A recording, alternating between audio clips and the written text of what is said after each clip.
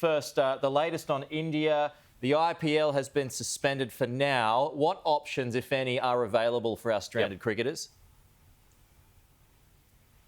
Well, in 10 days' time, the pause will be potentially lifted. We'll take, obviously, the soundings from our Chief Medical Officer and other medical experts.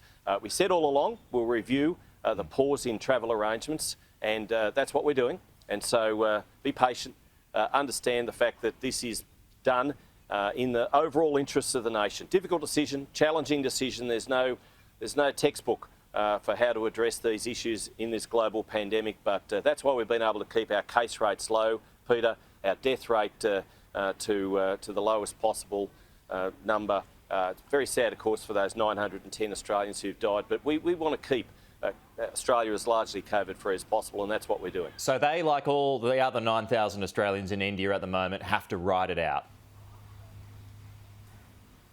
Well, that's unfortunately it's 10 days from now. Yep. Potentially, we said May 15. We're reviewing it all the time.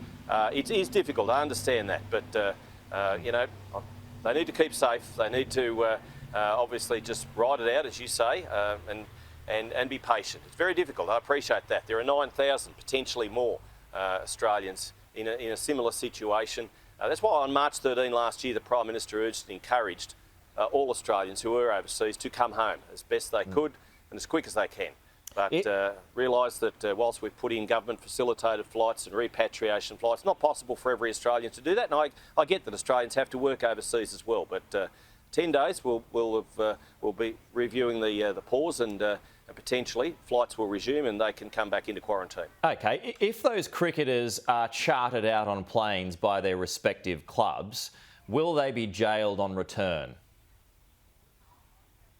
No. So that is the threat the Prime that is Minister's in the made that quite clear. Okay, so the jail... That's in the Biosecurity Act. It is. That you may face the prospect of jail time. It is.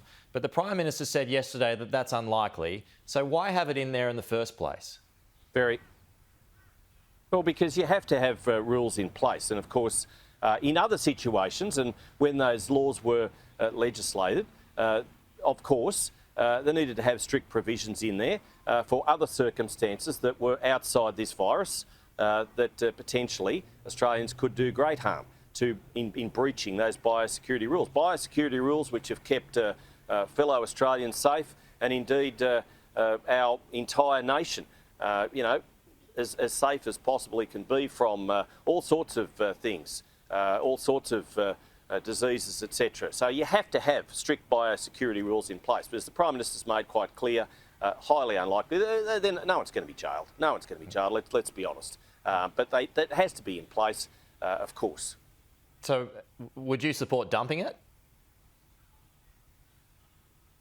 Well, we have to have strict biosecurity rules. I mean, our entire agriculture sector is based on having the strictest regime when it comes to biosecurity, and that's why in this budget, indeed, we've even looked at strengthening our biosecurity rules, our biosecurity funding. We need to have the strictest regime as far as biosecurity is concerned. That's why we've got the freshest, greenest, cleanest food and fibre in all of the world. That's why we don't have you know, many of those diseases, etc., that tend to crop up from time to time and have outbreaks in other countries. We keep our nation safe. We do it in the national interest, and that's why there are those provisions in place for heavy fines and jail time.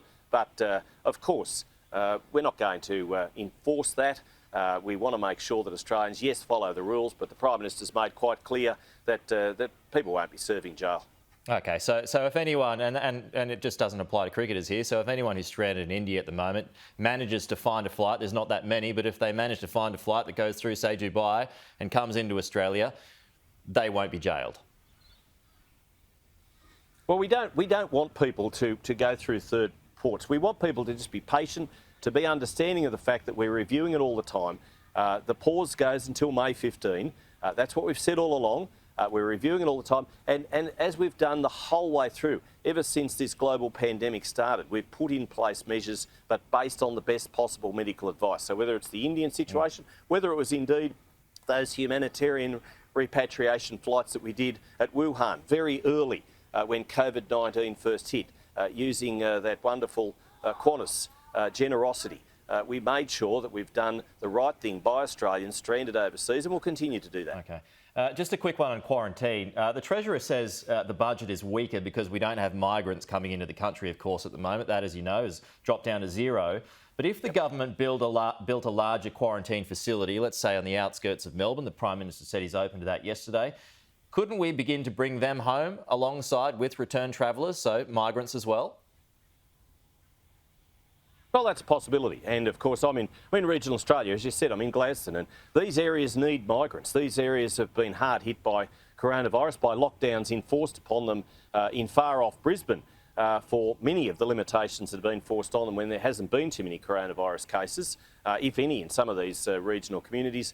But indeed, we need migrants to come and to do the jobs that are out here in regional Australia. We need people in capital cities to come out to regional Australia and to do those sorts of jobs. 66,000 jobs at the moment are going for wanting at the moment in regional Australia. Good paying jobs in law firms, accountancy practices. They're not just jobs in orchards, they're not just jobs in meat processing plants. There are jobs in all sectors out in regional Australia at the moment. And that's why in 2020, according to the ABS, 43,000 metropolitan Australians decided that regional Australia was a better prospect for them to live, and I encourage more to do that very thing. Well, is that because they can't afford to live in the cities?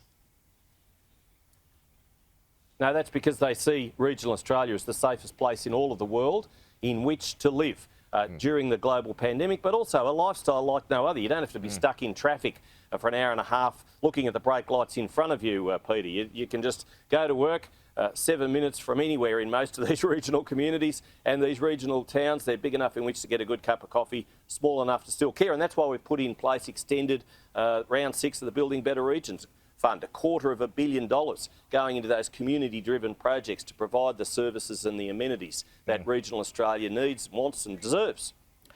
You're in my old hood. I did my cadetship in central Queensland. Michael, have you managed to find a good steak yet? It's Beef Week that's taking place at the moment.